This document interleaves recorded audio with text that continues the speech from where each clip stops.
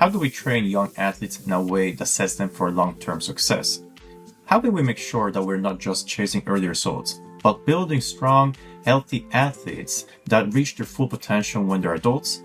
In sprinting, but not only, this is valid for all other sports, timing is everything. And I'm not just talking about race results. I'm talking about when and how we train developing athletes at different stages of their growth. So in today's video, we're talking about probably one of the most overlooked things in growth development, especially in sprinting, and this is called the windows of opportunity.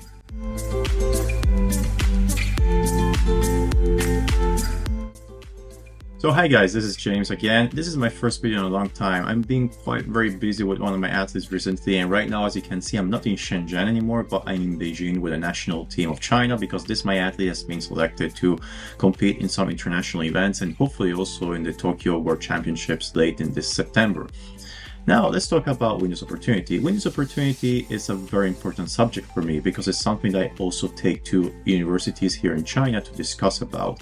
So what's a window opportunity? A window opportunity is a determined phase or stage where a child or a person is in a prime development phase. So during this phase, they are more primed to develop and improve certain skills, for example, like coordination, speed, and other more important things. This is the reason why targeting training depending on these windows opportunities can be very beneficial for the future, because these windows do not last forever. During the age of 5 or 6, maybe one of those windows, for example, the window for coordination is open, and at the age of 7, this window closes down, and we cannot work on coordination as well as we could have done during that age. We can still work on coordination, improve it, but not as better as we could, not as fast, and the ceiling might be lower. This is the main reason now for me, for example, would be very hard to learn a new sport like basketball diving, because I missed a lot of those windows opportunities during my youth development. So now if I try to learn a new sport, I would probably learn a little bit, but not as well as I could have when I was young.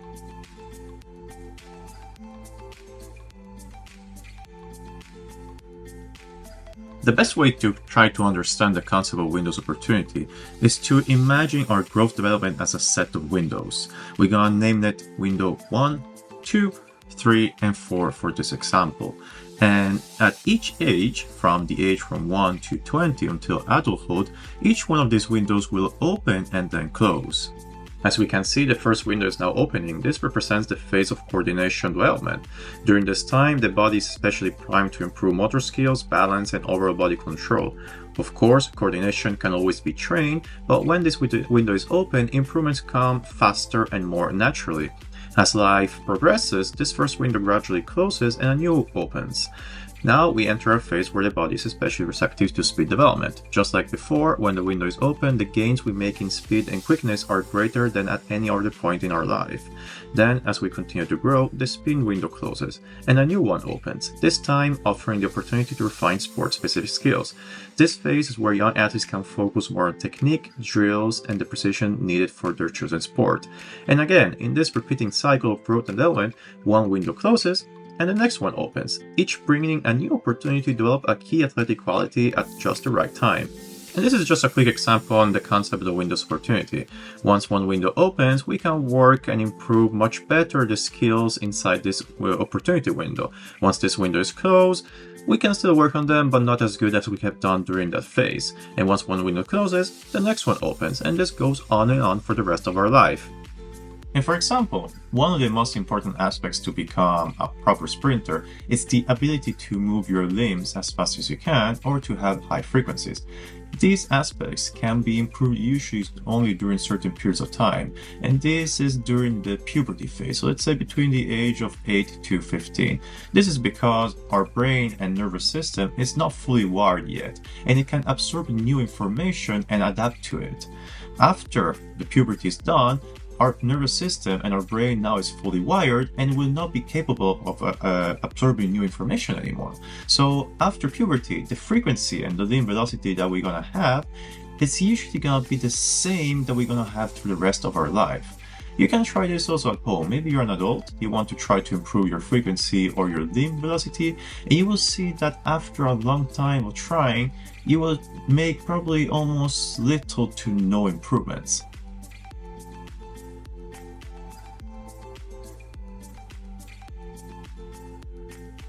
Let's talk now more in detail about those growth development phases and windows of opportunity, especially for sprinters. Now, each person goes through 4 main phases. We have the early childhood, that it's between the age of 2 to 4 and 5 usually. We have the then middle to late childhood, that goes from the age of 5 to 10, 11. Then we hit puberty and we enter the early adolescence, which it goes usually between the age of 12 to 15 and 16. And then we enter the late adolescence, which is the age of 15 and 16 to the age of 18, 19, 20 until we hit adulthood. However, these phases vary a lot from each person because each person is built different and each person will enter those phases at different ages. As well, females usually enter each one of these phases a little bit earlier than males, so they hit puberty usually on average a couple years earlier than males. However, before going forward, we need to talk about 2 different concepts. One is chronological age and the other is biological age. Chronological age states the age of person in years, months, and days, while the biological age assesses the actual age of a person depending on their growth development. Of course, during the young growth development of a person, or in our case of an athlete, the biological age is the most accurate one, and we need to look at that if we want to target the proper windows opportunities. However, assessing biological ages can be very challenging. There are many ways, but the best way to actually assess the biological age of a person is through their peak height velocity. With peak height velocity, we actually mean what the term means, peak height velocity. This is the phase during our growth development where we are growing the fastest, and usually the peak height velocity is interpreted as the onset of puberty. Usually, peak high velocity, or PHV, occurs at the age of 14 for males and at the age of 12 for females. During this age, athletes are at increased risk of injury because of the alteration of the center of mass, muscle imbalances, and tightness of the muscles and tendon units. So for coaches, is it possible to adapt their work around 3 phases instead of 4? Pre-peak high velocity, during peak high velocity, and after peak high velocity, which correspond to the phases which we discussed before: the early childhood, mid-late childhood, early adolescence, and late adolescence. So how can we actually assess the peak high velocity of our athletes? Well, there's actually 3 main ways. The first one is through a skeletal age X-ray, which is the most accurate but also the least practical for coaches. The second one is through the mirror world equation, which will require a simple equation with some data like the height, limb height, sitting height, and other values. And the third one, which is probably the least accurate but most practical and still works for coaches, which is directly measuring the height of your athlete every 2 to 3 months, plotting all the data on a graph, and see when actually this graph is spiking up. And when we see that the values are spiking up, like in the graph I showed you before, we know that the athlete is just entering or just has entered the peak high velocity. So he's hitting puberty right now. So he's after this childhood phase.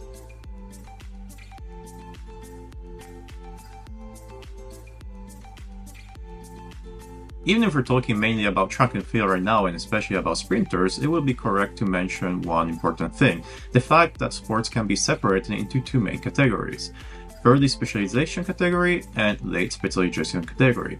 The early specialization category are all these kind of sports which require very high skills and high coordination, for example, gymnastics, table tennis, or badminton, or diving.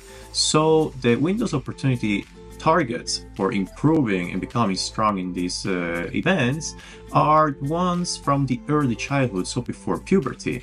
So that's why the average age of athletes in these kind of sports is much lower than in the second category, while in the late specialization category, for all these kind of example sports like track and field, rowing, cycling, the average age is much older than the early specialization category, because a proper development comes from through all the windows of opportunities development, so from the early childhood to the late adolescence. Especially track and field, which is considered a late development sport.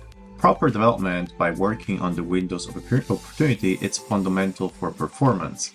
we can compare our athletes through like a pyramid like this.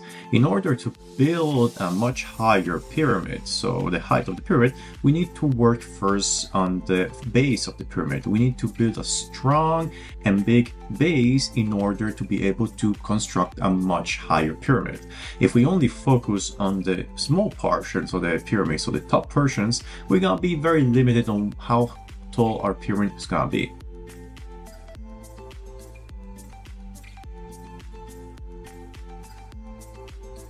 So now let's go into detail about the training methodology for athletes, especially for sprinters throughout their different phases. As we mentioned before, to make it simple for coaches, we gotta talk about three main phases. We gotta talk the pre-peak high velocity phase, so basically the phase before puberty. So it's gonna be consistent about with the mid and late childhood. We gotta talk about the during peak high velocity phase, so just when the athlete has hit puberty. So the athlete now is growing fast. You can see the athlete actually getting taller and taller in a very short amount of times. And then we're gonna talk about the post-peak high velocity phase. So we're gonna talk about those three phases and what are the most important and critical aspects to look at and to work with each one of their athletes.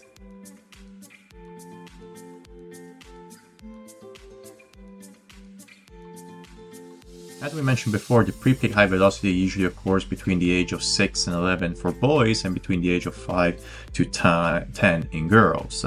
So what's happening in the body of these young athletes at this time? So during this phase, the central nervous system is undergoing intense growth, particularly in a process called myelination. Myelination, basically, it's when a fatty sheet forms around neurons. And think about this like an insulation of electrical wires. The better the insulation, the faster and more accurate the signals are. In children, this process is still happening, especially in areas responsible for coordination, balance, reaction time, and motor control. So this phase, the pre-peak high velocity, it's considered a prime time to build speed, agility, and movement precision, not by lifting weights, but by training the brain and the nervous system to fire faster, cleaner, and in better patterns. So for these reasons, the body is not focusing on building muscle yet, but it's only focusing on developing their nervous system rapidly. And there's a say where we say, train your brain, do not train your biceps, especially during the phase.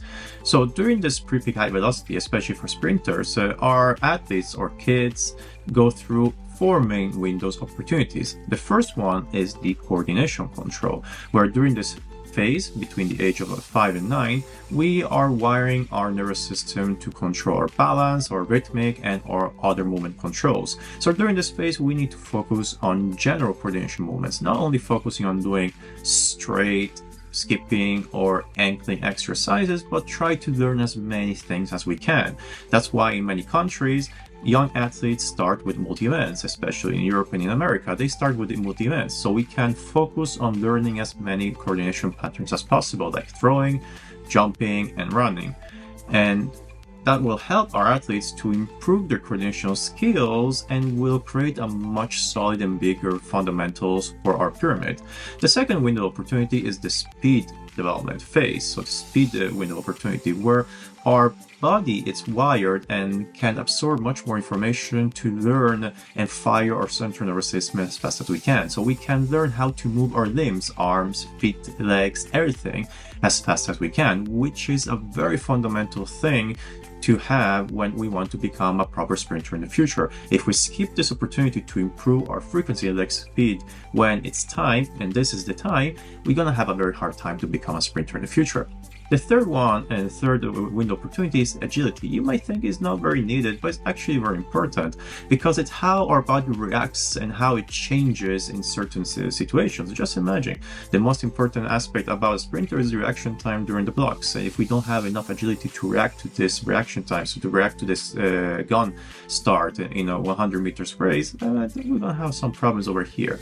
And then the fourth and final window opportunity is the window for flexibility. Flexibility is kind of improvable at any age, but during this phase, our muscles are very pliable, so can absorb and adapt to different lengths much easier. So let's look at the things that we can do during this pre-peak high velocity. So one thing that we can work on is on neuromuscular coordination training. So this is a general wide training of drills, full body coordination movements, rhythmic and timing games. As well, we can work on speed fundamentals. So we can work on short sprint games, reaction drills, quick feet drills, and you name it, many other type of drills that we can do during this phase. As well, we can work on agility and change of direction, like TAT games, chase drills, and mirror developments, mobility, and as well multi-sport play. So we should encourage the participation in different sports, which will help to develop broad motor skills and reduce the risk of burnout. On the other hand, what we need to avoid? We need to avoid heavy or maximal strength training because they don't have any hormonal involvement yet, so they cannot grow strength or muscle. We need as well to avoid high impact plyometrics because their bones are not ready to absorb high impacts yet. Avoid anaerobic conditioning because the kids don't tolerate lactate very well. Avoid sports specialization, as we mentioned before, we give you the reasons why we should avoid specialization of those sports too early. And as well, we need to avoid overemphasis on competitions. We don't need to put pressure on the kids too early. Rather, we need to have them have fun.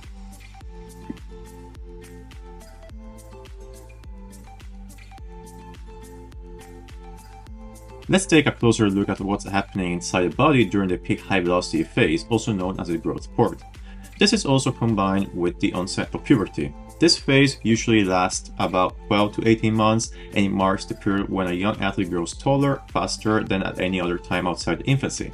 The long bones, especially in the leg and spine, start lengthening rapidly, sometimes up to 8 to 12 centimeters per year. But there's a catch. While bones grow fast, muscles, tendons, and ligaments lag behind. That's what creates tightness, stiffness, and temporary loss of coordination. This mismatch often leads to what coaches call adolescent awkwardness, where a young sprinter suddenly feels off balance or uncoordinated, even if their technique was solid before. As well, inside the body, growth plates are still open, which means bones are softer and more vulnerable to stress and overload. At the same time, hormones like testosterone, estrogen, and growth hormones are starting to increase, slowly preparing the body for strength and power gains, but it's not there yet. It's a crucial transition period, and one of the most sensitives in a young athlete's development. Injury risk is higher, coordination may drop, and confidence can also take a hit.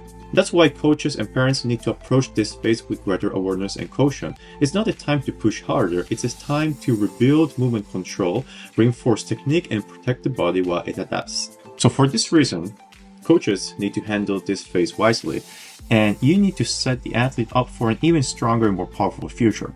Now, during the peak high velocity, even though the body is going through a lot of chaos, there's also new windows of opportunity that open during this phase, and these are key areas of development that respond very well to training.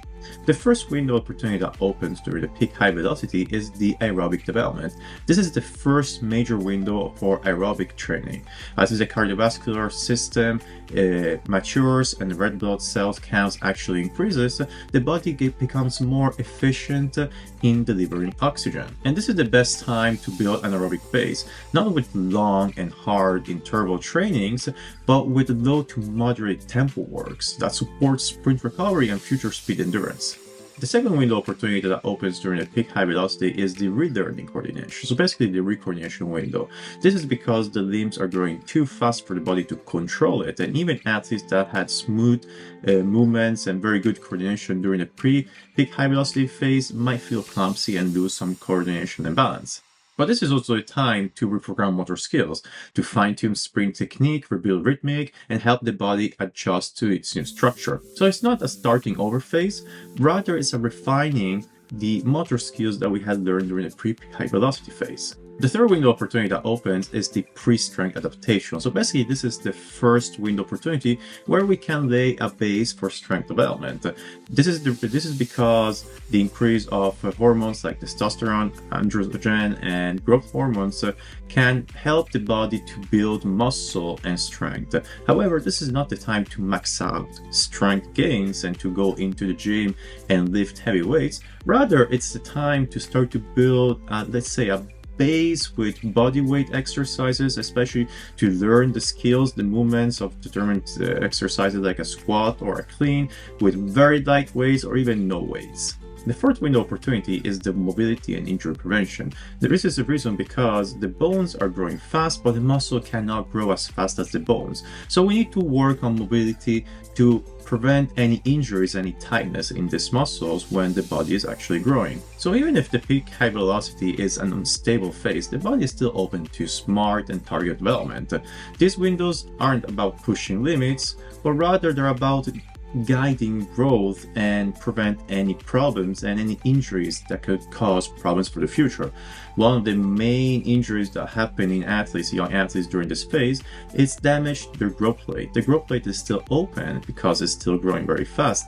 So we need to avoid any high impact sports like plyometrics or heavy strength, because this could cause very serious injuries and chronic injuries for the future, especially on these growth places, especially on the hips and on the femurs. If we get an injury on our growth plate during this phase or during the peak high velocity phase, we're gonna have repercussions for the rest of our life. The peak high velocity phase, it's a very delicate phase, but when coached correctly, it's also a powerful opportunity to help a young sprinter emerge stronger, faster, and more technically sound on the other side. So let's see what are the main things that we can do during this phase. The first thing is that we can rebuild sprint mechanics. As the body grows, so they're losing balance coordination, we can slow things down and focus more on this preciseness of proper running mechanics, like a proper ankling, a proper high knees, or proper max velocity running. We can work on the posture, arm swings, and stride rhythmic as well. Focus on quality and not on volume, so keep your sprint sessions short. Just focus on few sets, few runs, don't overdo, and also provide plenty of rest. We have to teach movement skills and strength patterns for like a proper squat, a proper lunge, core stability, and other type of exercises that they will need in the future during the post-peak high velocity phase. Prioritize mobility and prehab. We need to prioritize as well these injury prevention exercises, as we mentioned before, because the bones are growing fast, but the muscles and tendons are not growing as fast as they want. And as well, we can start to introduce some light aerobic conditioning, as we mentioned before. Keep this light, so sort of like tempo runs, to help to recover in between sprint sessions and build speed endurance for the future, and do not overdo with high interval sessions and extraneous exercises. On the other hand, what do we need to avoid? We need to avoid volume, because the body is not ready for high volume yet. So we need to avoid it to not cause any burnout. Avoid maximal weightlifting and plyometrics, high impact plyometrics. We can still work on low impact plyometrics like pogos. We need to avoid high impact and maximal weightlifting, as we mentioned before, because the growth plates are still open and they are very susceptible to injuries, especially under heavy stress. Don't ignore openness. If a sprinter loses balance or control, it's not a failure, it's just a sign that they're still adapting to their new body. So you just need to help to rebuild confidence, because it's very easy for kids at this age to lose confidence, especially if they were strong in the pre-peak high velocity phase and then they become maybe the slowest during the peak high velocity phase. It's as well, avoid early specialization. We don't need to specialize in one event right now. We don't need to specialize only in the 100 meters, but rather continue to develop a broad number of skills. Focus also on other events like the jumps and the throws, or if they have the opportunity, focus also on other sports.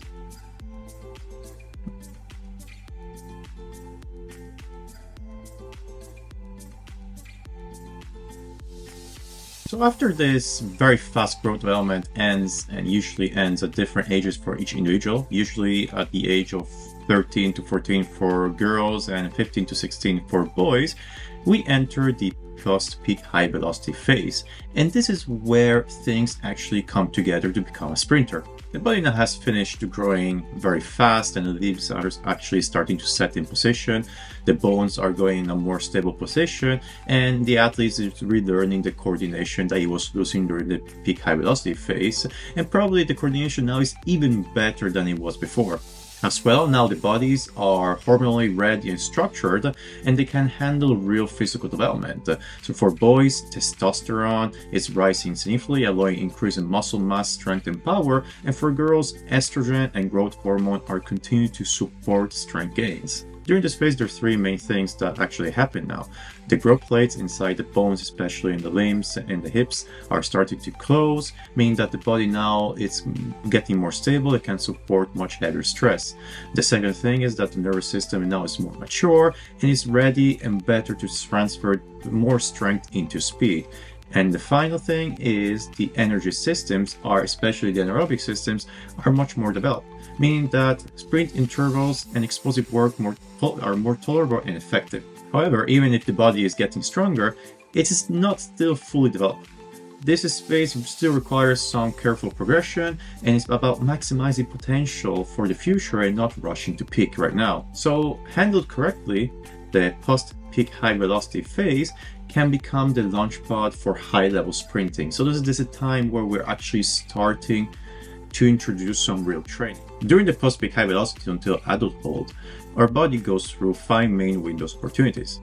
The first window opportunity is the maximal strength development, and we can have this right now because we have a hormonal involvement in our body that supports hypertrophy and neural strength gains. As well, growth plates in our limbs and our hips are closing down, and once they're closed, they're ready to support heavy strength and heavy and high impact biometrics. The second window opportunity is the speed and power transfer.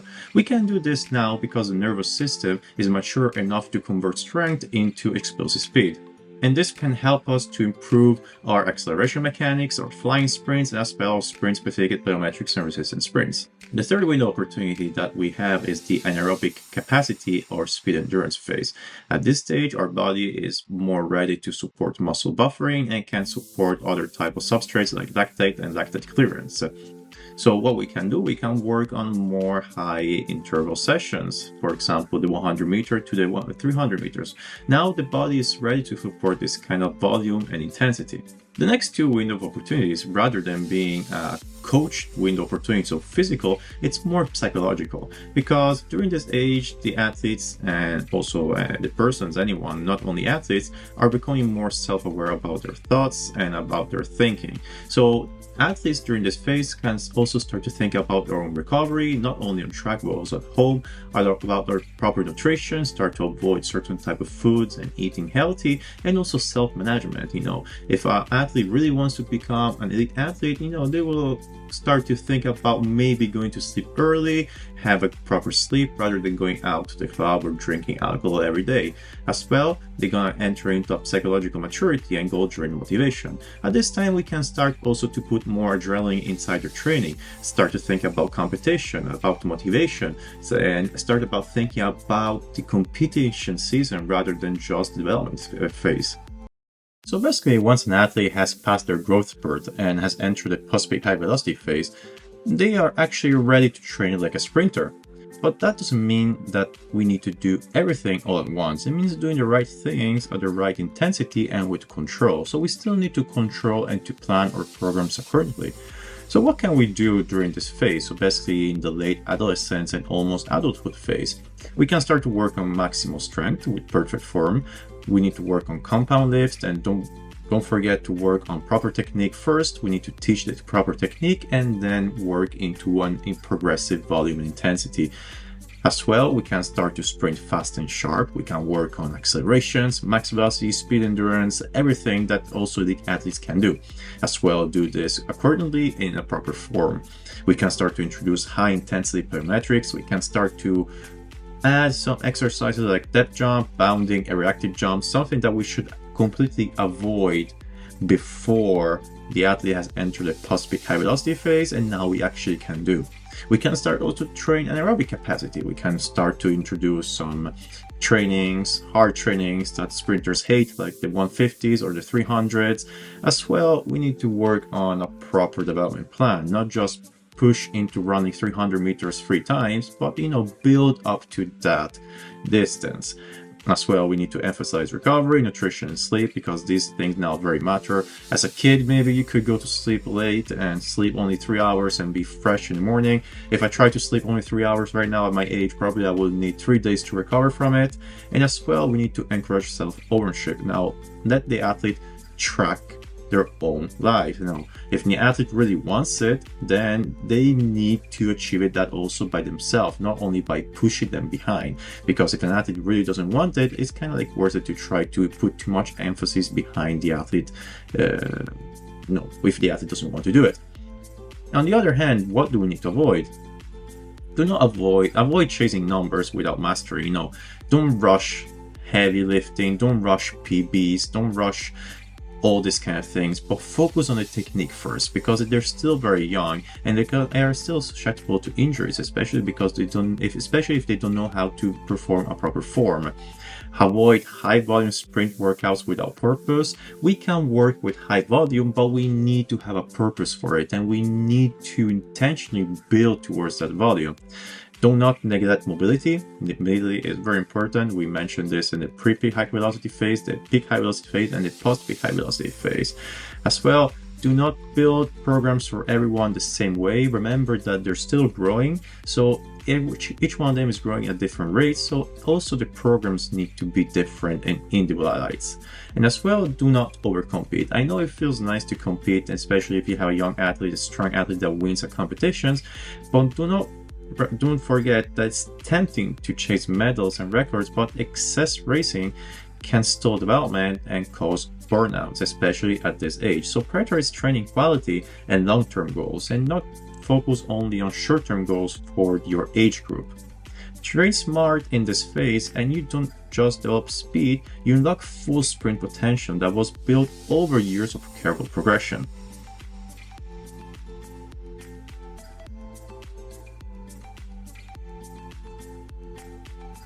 So this is the end of the video, and to give a quick recap about what we talked so far, coaches, especially coaches that work with young athletes, need to focus their training depending on the development growth of your own athletes. As we mentioned before, we can separate into pre-peak high velocity, peak high velocity, and post-peak high velocity phases, and we can manage and we can also determine these stages by measuring directly their height changes over time, especially every 2-3 months. And then we can plan our trains accordingly. There's many windows of opportunities, but the main window of opportunities are going to be speed and coordination during the pre-peak high velocity phase, the coordination and remastering of these coordinational skills during the post-peak high velocity phase, and then work on more elite sprinting type topology of training during the post-peak high velocity phase. If you have many athletes from the age of 5 to 18, this is your perfect chance to develop your athlete for the future. I know it takes a long time because we won't all have success today, but this is the best way for actually our future. I know many coaches that have been working with young athletes from a very young age, and now these same athletes have been together for 15 years and they're now elite sprinters. So this is the most important thing. And maybe you're also working with only young athletes, maybe you're working with a certain age group. It's important for you to do your training accordingly for the age that you have on your hands. And okay, thank you guys for watching this video. I hope you enjoyed the video and learned something valuable about health development for sprinters. If you found this video helpful, please like, share, comment, drop any questions, whatever, and see you next time.